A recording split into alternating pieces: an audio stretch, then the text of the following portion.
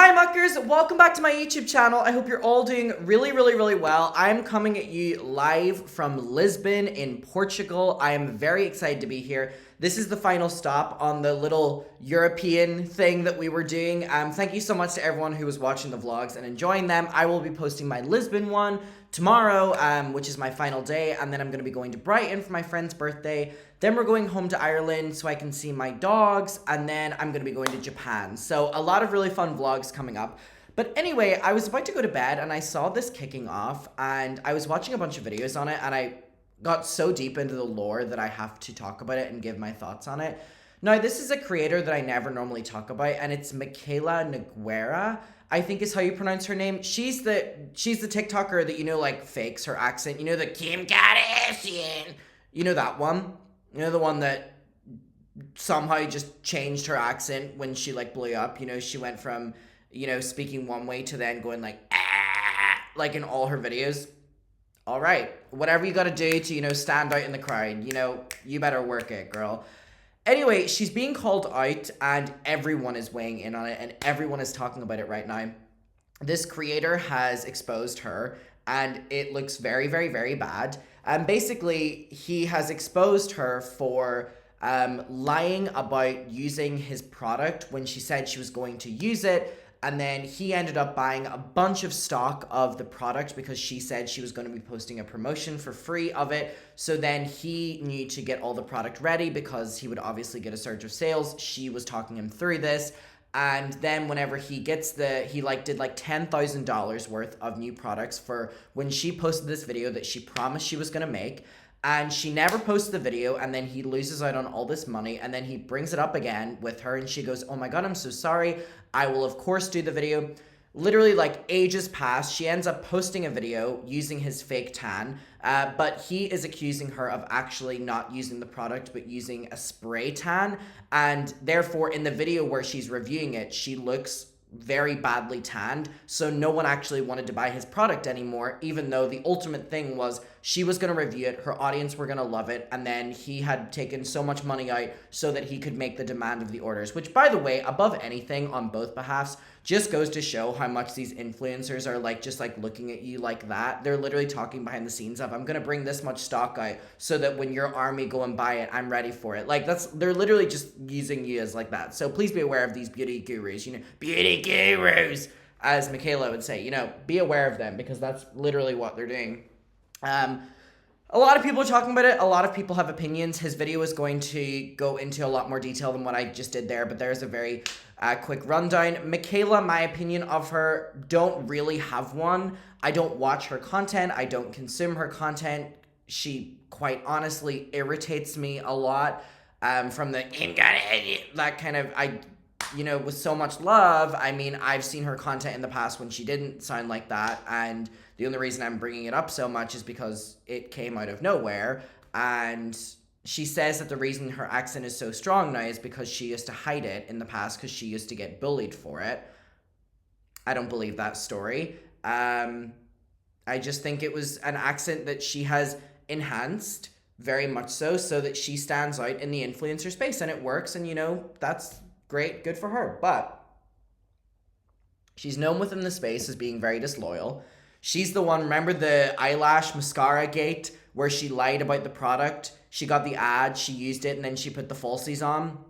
She does these sponsorships all the time. A bunch of them, like, allegedly she doesn't disclose, and the ones where she is even doing them, people are like, are you even using the product? People have her opinions. But let's get to this video. Michaela's lies have cost me $10,000. Yes, I am $10,000 in debt because of her lies. In October, I made a video asking Michaela if there was any way she would review my small business. My business, Illusion Bronze, went viral last year, and in the video to Michaela... And by the way, about all this, like, drama sells. Because this fake tan, I wouldn't have heard about unless he had exposed Michaela, so it works both behalves. I want this fake tan now. Like, apparently you fill out a questionnaire, and it gives you colors and tones based on what you're writing in or something like that. Like, you know those, like, skincare and hair care places that do the same concept? I love that. I love a little bit of a personable item. See, this is why, like, above anything, he's probably getting more sales now than what he would have if Michaela had actually properly reviewed it. So again, I'm very aware that they're all playing a game right now, but let's save it and give our opinions on whose side we're on. Just explained, hey, there's this multi-million-dollar company who's sort of knocking off my idea and I could really use your help. If you don't know, Illusion Bronze is the only custom self-tanner mixed for each individual client based off your eye color, hair color, and skin tone. I launched in January. This multi-million-dollar brand had a line of 4 shades coming out in April. After seeing I had gone viral with my concept, this brand put a quiz on their website asking people for their eye color, hair color, and skin tone, and they would suggest one of 4 colors. So basically a big corporation stealing from a small business, but completely simplifying the idea and obviously making it a lot more cheaper than the small business does and taking more profit. Basically cheapened and simplified my idea, obviously, because I have 125 customizable colors. I tried to convince myself that it was a coincidence, but there were a few girls who went viral from reviewing my product that were genuine, authentic reviews. And this multi-million-dollar brand went after them, paying them to do reviews of their brand and mention the things that were unique about my product, but in unique! Who knows Beyonce? I can't hear the word unique without going, unique! That's what you are. Stilettos kicking. And say it about theirs. So imagine my surprise when 4 days after I asked Michaela if she would review my small business, she reviews the specific line from the multi-million-dollar company who was knocking me off. Now keep in mind, when I asked her to review my product line and then she reviewed the competitor 4 days later, their line had been out for 6 months at this time. So I didn't believe it to be a coincidence. It's not that I was blaming her. I didn't think it was her fault. But I thought, wow, this company has already gone after the small influencers who blew up my brand and paid them. They must have seen my video to Michaela and now paid her too. This video I posted, wondering if it was a coincidence, garnered 4 million views. Michaela DM'd me the next morning and said it was an absolute coincidence. It would never be my intention to hurt a small business. She said, I think I actually have your tanner. Regardless, when I get home, I will make my purchase and try your tanner ASAP. It's important to note, this is the first time she says she's going to review it. There was a misunderstanding. She didn't mean to promote the competitor that everyone was talking about, but she will review your one and she does have it. Keep that in mind. And back and forth for a while. She does say, I wish you would have come to me first. I was like, how? So then she gave me her phone number, asked to speak on the phone. We talked for like 20 minutes. She was like, my parents are small business owners. They've experienced similar things. It's like, wow, this poor girl, like she's young. She's doing the best she can. Once she's home, she shows me that she has the product as well as shit. Look at the little doggy in the background. Hey. All over my competitor, but I'm not gonna blast that. And for a second, I really thought like, wow, maybe this misunderstanding is turning into a friendship. Well, in October, she told me she was posting it I don't know about that. ASAP, and then 2 months passed by.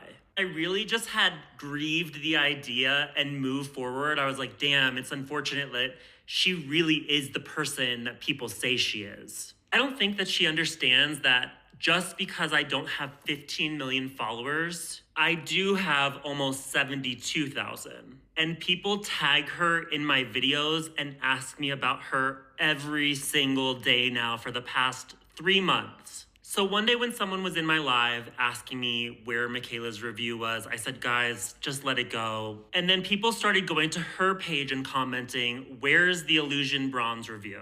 Texted me almost immediately. I don't know if you mentioned me or something somewhere, but I'm getting so many comments about trying the This is my favorite thing about what influencers do. They will do something and then will try to ignore it, and then the audience will start talking about it, and then they'll be like, where did this come from? So here we're seeing her saying she was going to do something. She doesn't follow through with it. Then the audience start asking, and she's like, wait, I completely forgot about it. I'll do it right now, because they care so much of the perception of the audience rather than actual behind the scenes interactions. And I'm actually using it this weekend. She says, So we have her here saying that, so in October, she said she was going to review it and post it, but she never did. Here we have her December 7th saying that I will be posting a video tomorrow about it. So again, promising again. posting. And by the way, this is all stemming because she promoted the competitor, and it was very well known on TikTok at this time that the competitor was ripping off a small business. Video about it tomorrow, December 7th.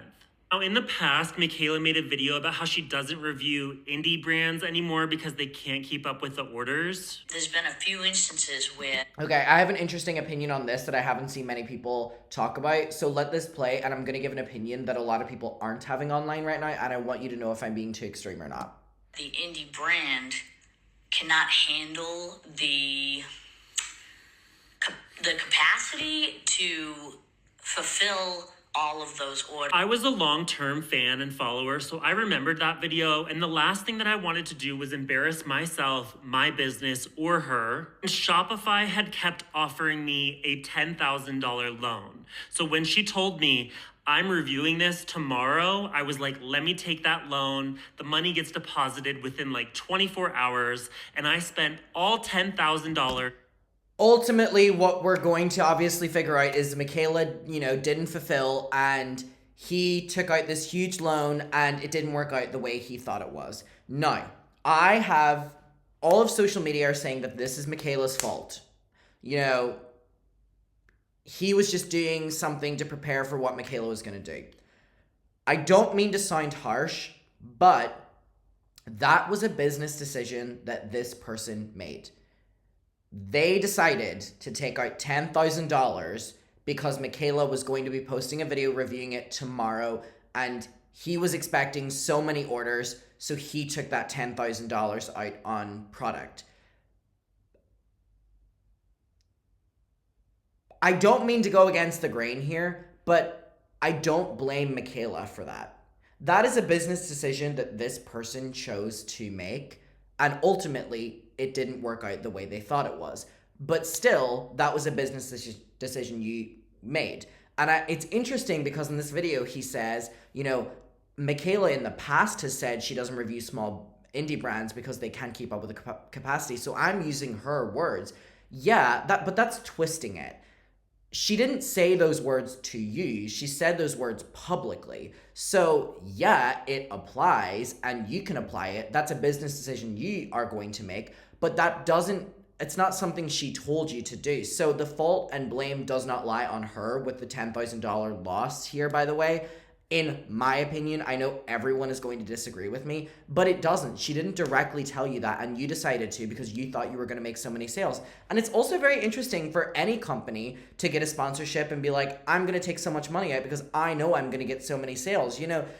It's kind of an interesting way. Yeah, being prepared for sales, but there's anticipating sales and then there's expecting them. And I just don't know where I stand on that, but I don't believe that specific thing is Michaela's fault.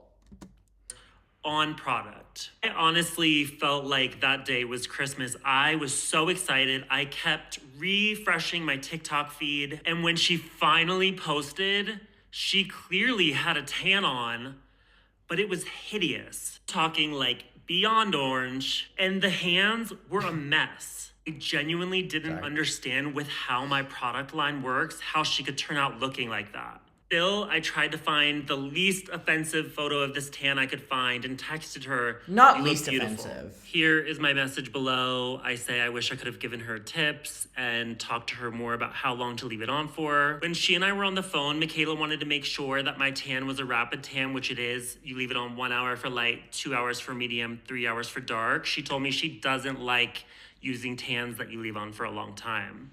But she told me she left on mine for 12 hours, so I'm like, is that why it turned out so bad? Still, she tells me she loves it. If you're unaware of this, Michaela usually posts in chronological order, so I'm like, if this is my tan, why didn't she post a review video? She said she was posting it today.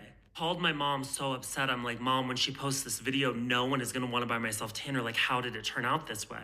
And then my mom said, Matt, with all the orders you've had, has anybody ever told you they look orange? Have you ever seen a photo of someone who looks orange after using Illusion Bronze? And I was like, no.